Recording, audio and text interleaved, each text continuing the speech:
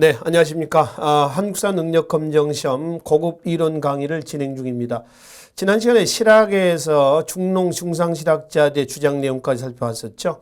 이 실학 부분은 자주 출제되는 부분입니다. 그래서 각 실학자들의 주장 내용과 같이 잘 매치 좀 시켜주시고요. 자, 그리고 이제 이 시간에 그 실학의 마무리 부분을 좀 살펴보기로 하겠습니다. 네 번째 보시면은 박제가 밑에입니다. 국학 연구의 학대입니다. 실학의 3대 성격이 뭐였나요? 민족주의적, 민본주의적, 근대지향적, 그렇죠? 그 중에 하나 뭐라고 했어요? 이거는 민족주의적이다라고 하는 부분이죠. 그러니까 국학이라고 하는 건 우리 걸 국학이라고 그래요. 우리 겁니다.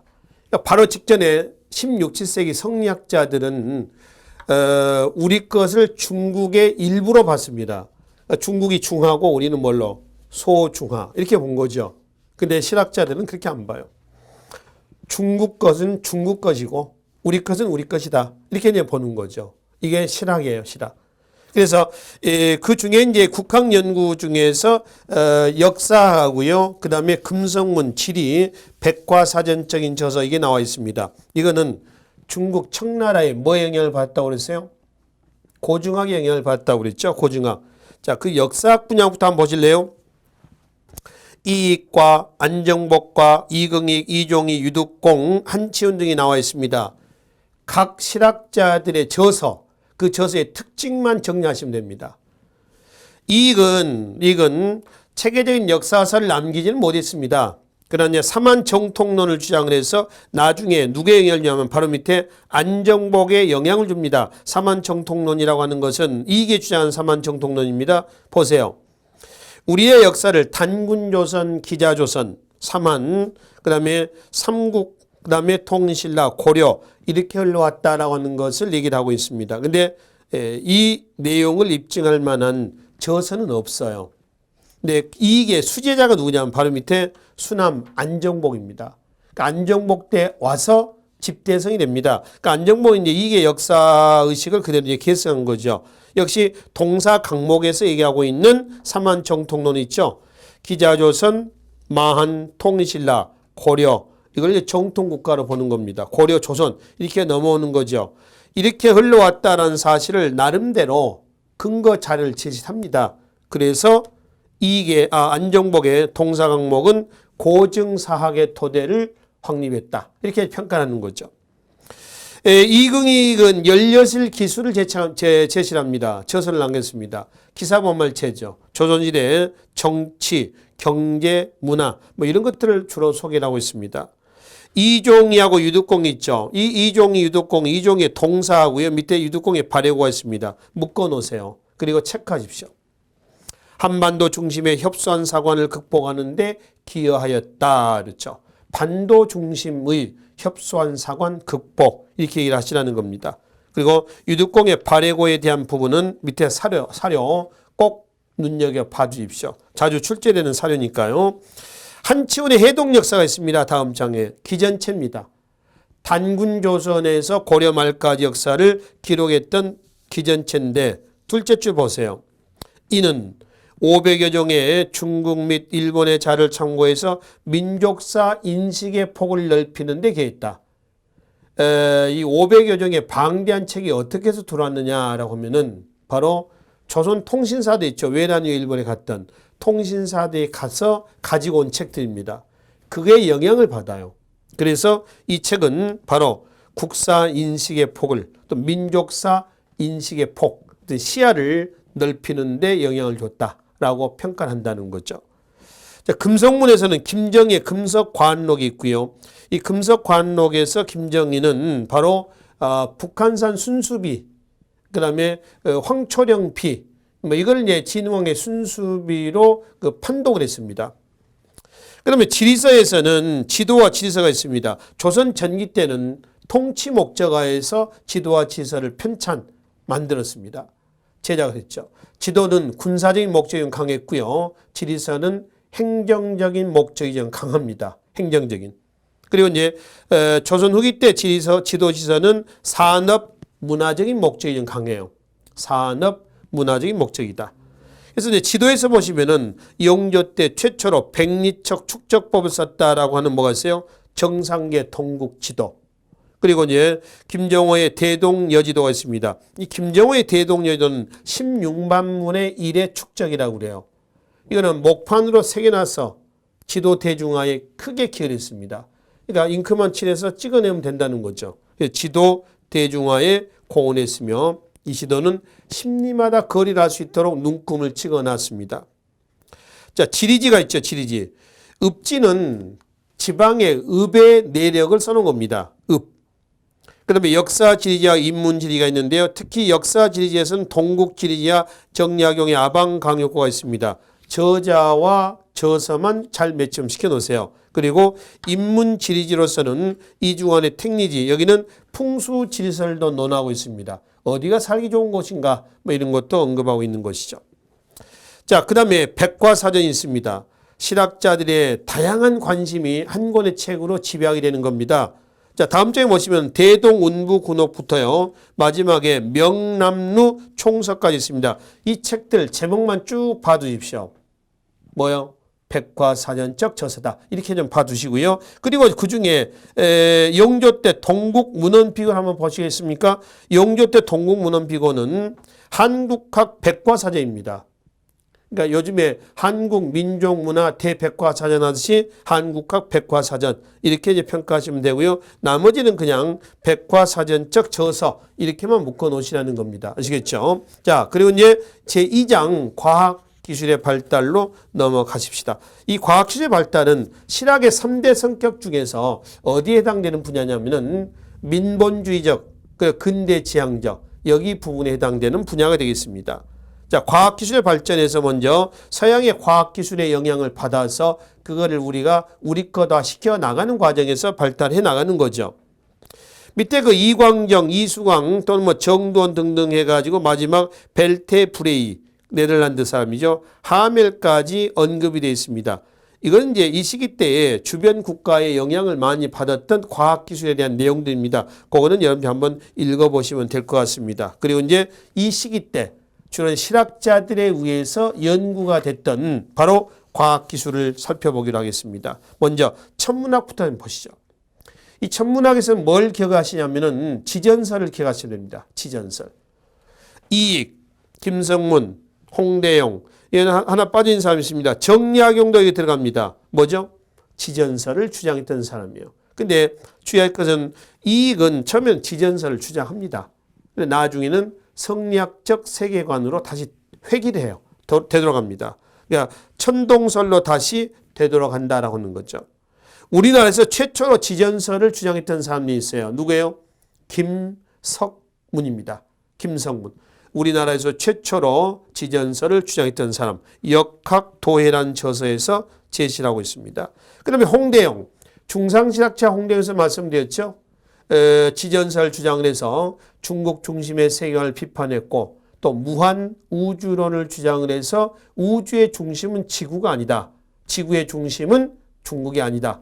그래서 중국 중심의 세계관을 비판했었습니다. 홍대용의 지전설이죠. 그리고 정약용도 지전설을 주장을 하고 있었습니다. 역법에서는 시연역이 있습니다. 시연역은 김육이라는 사람의 노력에서 들어왔습니다. 그럼 시연역 이전에는 뭐 했었나요? 칠정산이죠.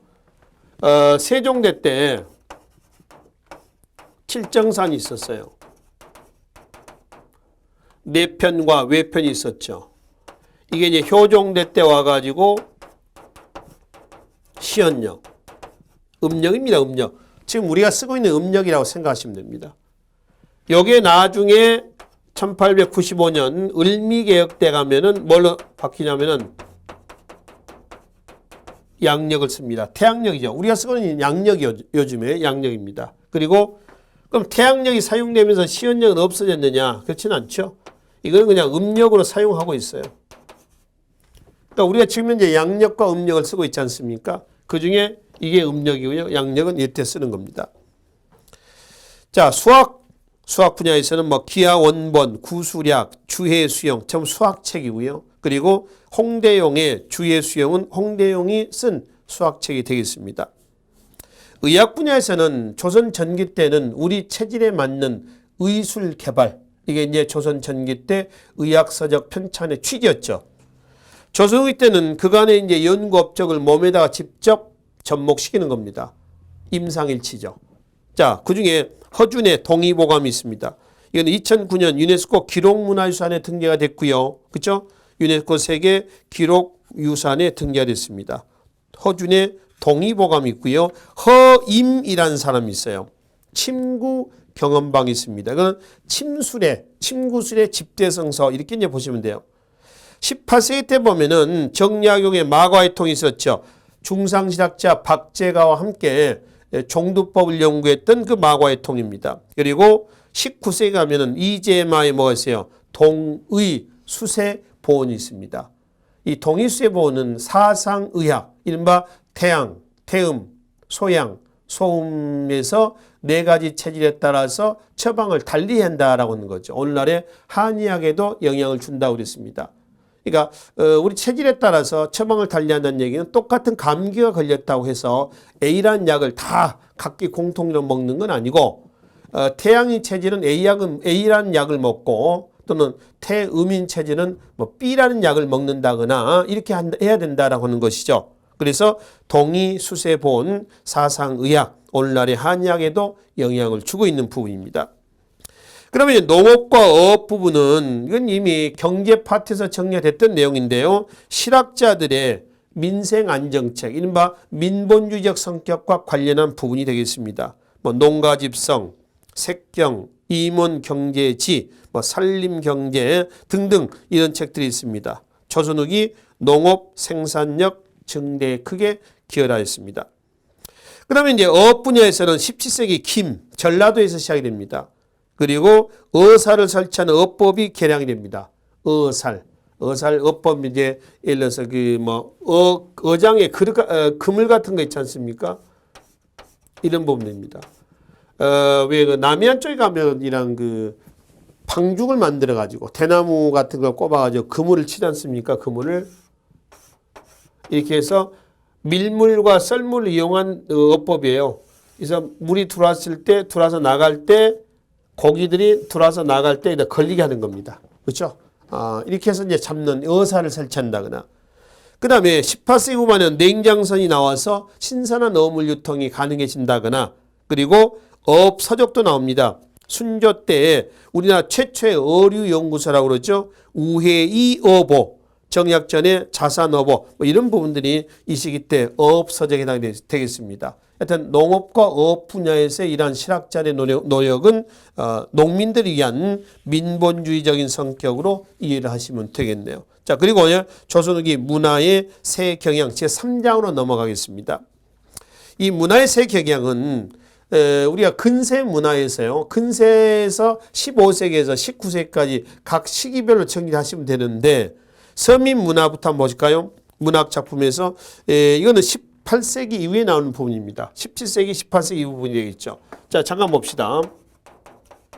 문학 부분에서 보면은 15세기 다양한 장르가 나왔었는데 15세기 문학은 한문학,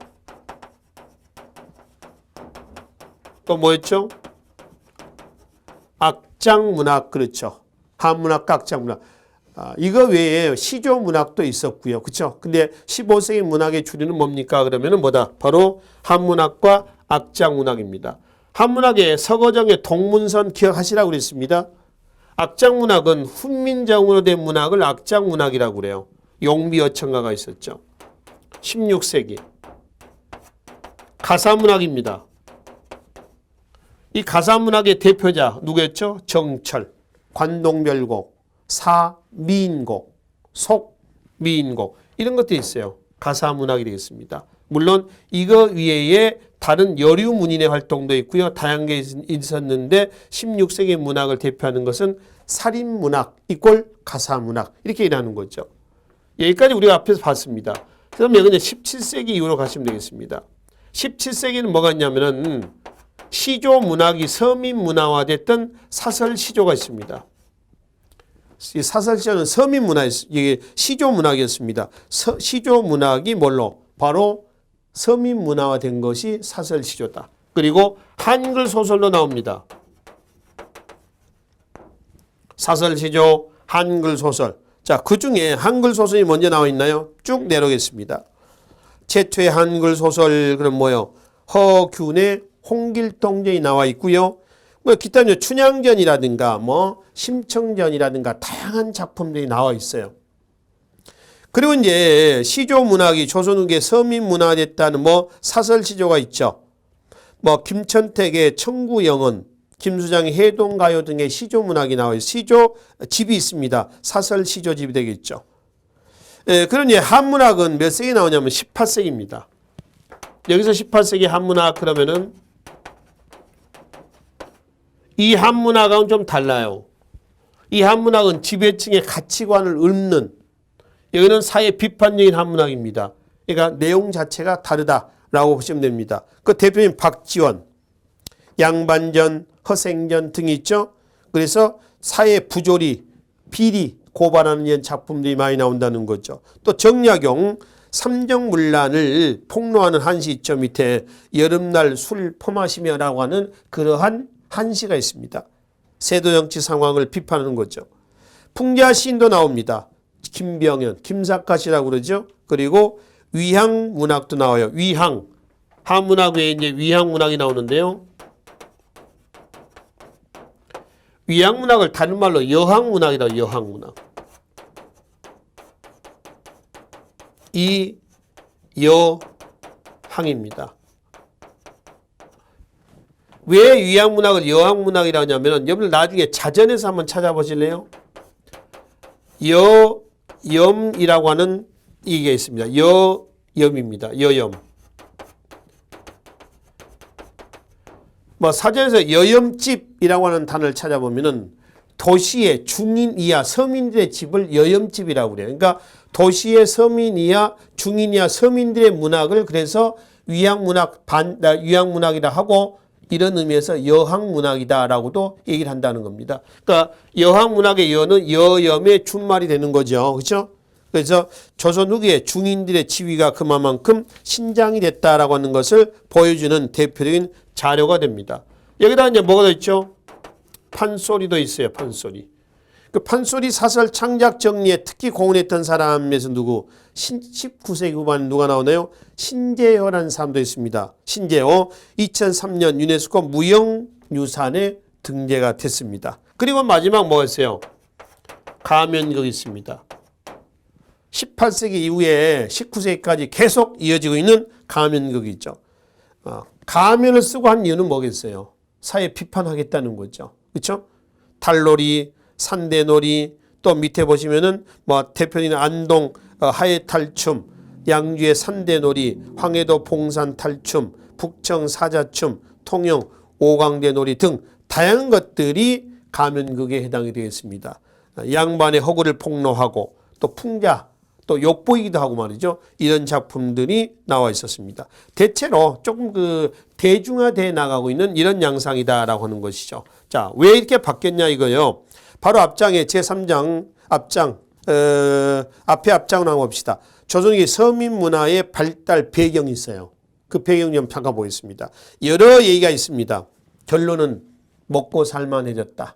이게 결론입니다. 즉 조선 후기의 경제 사회 구조의 변동의 결과 나타난 결과였다. 이것이 서민 문화가 발달하게 된 배경이 됐다라는 겁니다. 그래서 두 번째 보시면은 창작 주체가 바뀌잖아요. 전체적으로.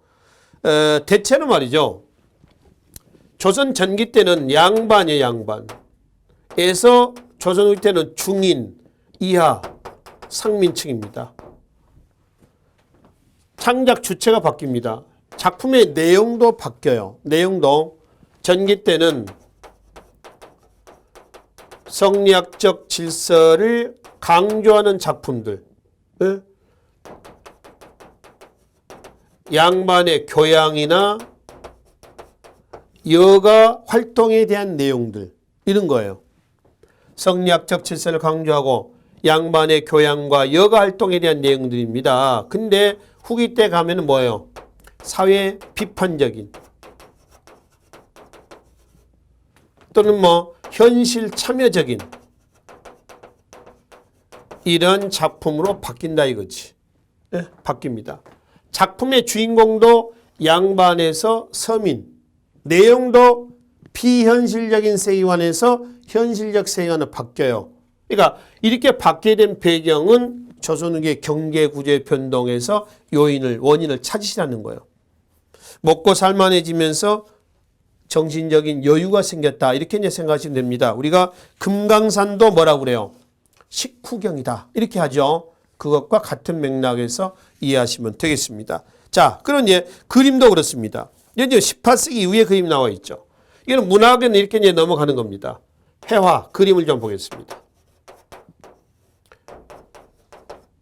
15세기는 뭐가 많이 그렸었나요? 인물화, 산수화. 이게 많이 그려졌었죠. 이 인물화, 산수화의 대표적인 사람, 안견, 이수문, 문청 이런 거 있죠. 이런 사람들이었죠. 특히 이 사람들은 일본의 무로마치 두 번째 막부 시대입니다. 무로마치 시대 막부의 회화에 영향을 주기도 했었어요. 뭐 안견의 목류돈도라든가 이런 게 대표적이었고요. 그죠? 특징은 진취적 그리고 좀 개혁적인 또 조선왕조 건국의 자신감이 그림에 그대로 투영이 됐다라고 보시면 되겠습니다. 15세기 인물화 산수화. 16세로 하겠습니다. 16, 17세 때 가면은 살인직공기 때입니다. 그래서 이때는 사군자가 많이 그려지죠. 사군자. 특징은 자연적이며 서정적이다. 진취적인 성향이 좀 강했다. 그러면 자연적이고 서정적인 성향이 강했다라고 하는 겁니다. 자, 여기까지 우리가 근세 문화에서 봤습니다. 18세기 때. 진경산수화 있죠. 또 뭐도 있나요? 풍속화도 있습니다. 그 진경산수화는 실학적인 화풍이라고 그래요. 이 진경산수화라고 하는 건 뭐냐면은 진경입니다. 진짜로 우리나라의 자연화풍을 실제로 가서 눈으로 보고 그린 그림이에요. 책상 앞에 앉아서 그린 게 아니라 실제로 가서 보는 그림입니다. 이 진경산수화의 대가가 누구죠? 정선이에요. 정선.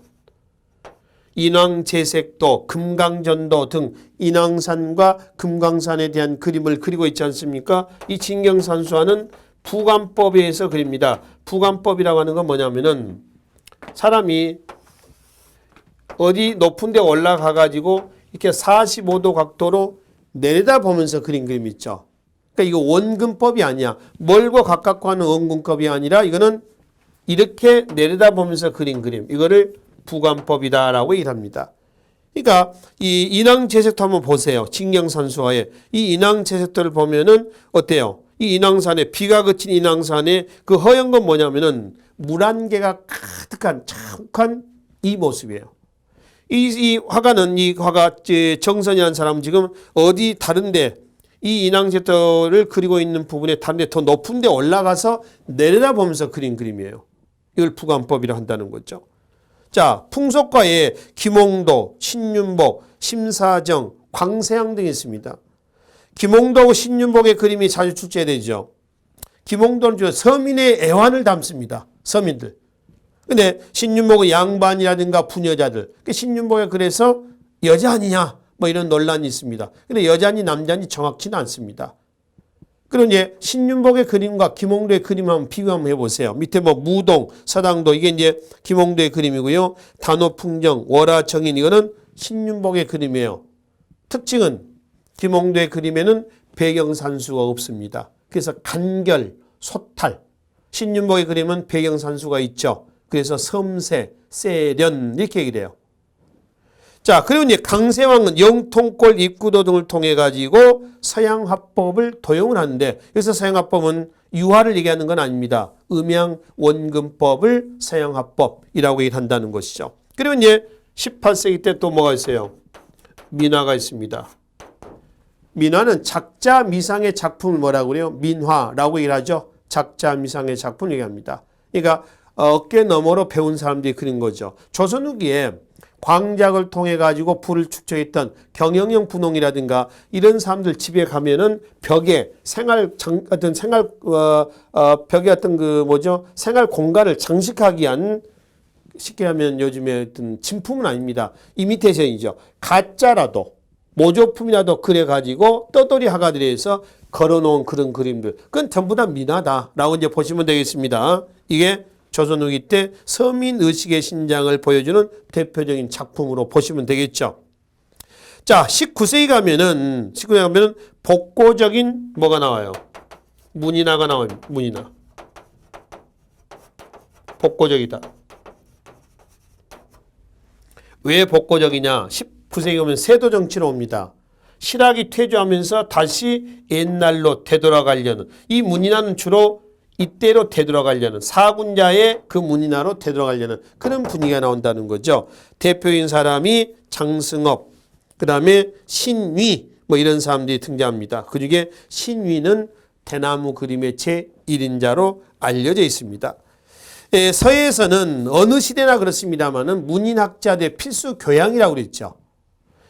동국진체, 옆에 한자는 원교체입니다. 원교체라고 하는 것은 이 동국진체에 능했던 사람이 누구예요? 바로 이광사라는 사람입니다. 양명학자입니다. 이광사의 호가 원교예요. 그래서 원교체라고 얘기를 합니다. 원교체. 좀 단아한, 단정한 뭐 이런 글씨체라고 얘기를 합니다. 자, 그리고 추사체가 있죠. 누구죠? 김정희죠. 옆에 중로지실, 다산초당 등이 전부 다 추사체입니다. 그러니까 추사체는 딱히 확정된 건 아닌 것 같아요. 일관성이 있는 건 아니고요. 갈수록 개량이 돼 나가는 이런 모습으로 나오고 있습니다. 추사체, 김정희가 되겠습니다. 그 다음에 건축도 우리가 각 시기별로 정리를 좀 해 두시라고 그랬습니다. 그렇죠? 여기서 이제 17세기부터 나와 있습니다만은 10건축의 동향을 한번 보겠습니다. 15세기 때는 통치 목적과 관련된 건축이었습니다. 새로운 수도 한양천도 이전에 1392년에 조선이 건국됐고 94년에 한양천도가 이루어졌죠. 그 사이에 수도 한양을 준비하는 과정에서 학교, 궁궐, 성곽, 성문 이런 통치 목적과 관련된 건축물들이 많이 나왔습니다. 16세기는 살인 문화가 반영이 됐다고 그랬죠. 뭐예요? 서원 건축입니다. 이 서원 건축은 건축 양식의 종합 선물 세트라고 얘기를 했습니다. 기억나시죠? 주택과 사찰과 정자의 건축 양식을 다 취합해 놓은 것이 서원 건축이었죠. 그렇죠? 자, 지금 나오는 17세기 뭐가 있어요? 사원 건축이 있습니다. 억불 정책 와중에서도 불교의 명맥이 유지가 됐다라고 이제 말씀을 드렸죠. 그래서 거기 나와 있는 사원 건축을 한번 보십시다. 뭐가 있어요? 법주사 팔상전, 화엄사 각황전, 그리고 금산사 미륵전, 뭐 이런 것이 대표적인 이 시기 때의 건축물에 해당이 되겠습니다. 사원 건축이죠. 17세기입니다. 그 다음에 18세기 있죠. 18세기 때도 역시 사원 건축 나옵니다. 그 대표적인 것이 쌍계사, 계암사, 성남사, 성열사, 나안전 등인데 참고하시고요. 여전히 역시 18세기 때 대표적인 것은 종조의 왕권 강화책과 관련된 수원 화성이 되겠습니다. 유네스코 세계문화유산에 등재했던 수원 화성이 여기에 해당이 되겠죠. 종합적인 도시개발에 건립했던 수원 화성입니다. 자, 그러니 19세기 경복궁 흥선대원군의 왕권 강화책이죠. 외란 때 불타서 약 200여 년간 폐허가 됐던, 그리고 경복궁 중건이 이루어졌습니다. 그리고 이제 경복궁 안에 있는 대표적인 또 경회루, 잔치할 때, 나라에 잔치할 때 여기서 했다 나오는 경회루 등이 여기에 해당이 되겠습니다. 뭐 경복궁 안에 뭐 근정전도 거기에 들어가 있는 부분이 되겠네요. 그렇죠? 자, 그리고 이제 마지막 백자와 공예와 음악이 있습니다. 백자는 조선 백자, 그러면 일반적으로 뭘 그랬죠? 청아백자입니다. 하얀색 백자에다 청색 그림을 그리는 거죠. 그리고 철화백자와 진사백자는 산화된 철과 산화된 구리로 그림을 그리는 거예요. 그럼 이제 붉은 색깔로 그림이 나타나게 됩니다. 유약을 발라서 구웠을 때. 그래서 철화백자, 진사백자라고요. 목공에서는, 공에서는 목공입니다. 장롱, 책상, 나무로 만든 것들이다. 소박한 검소한 성리학적 정신이 반영이 된 거죠. 음악 분야는 참고하십시오. 참고하시고요. 지배층의 문화와 피지배층의 문화만 여러분들이 좀 구분하시면 되겠습니다. 이런 부분들은 별로 출제가 되지 않는 부분이기 때문에 백자나 공예 음악은 참고하시고, 대신 백자는 출제가 되죠. 고려 상감청자하고 비교해서 자주 출제가 되는 부분이니까 백자까지만 여기서 끊기로 하겠습니다. 자, 그래서 조선 후기 근대에 들어와서 나타난 경제, 정치, 경제, 사회, 문화사까지 해서 마무리를 짓겠습니다. 여기까지가 전근대사의 내용이 되겠습니다. 그 다음은 이제 개항 이후 근현대사로 들어가는데 개항 갑자기 되는 건 아니죠. 흥선대원군 등장부터 우리가 살펴봐야 될 것 같습니다. 그거는 다음 시간에 이어서 정리하도록 하겠습니다. 수고하셨습니다.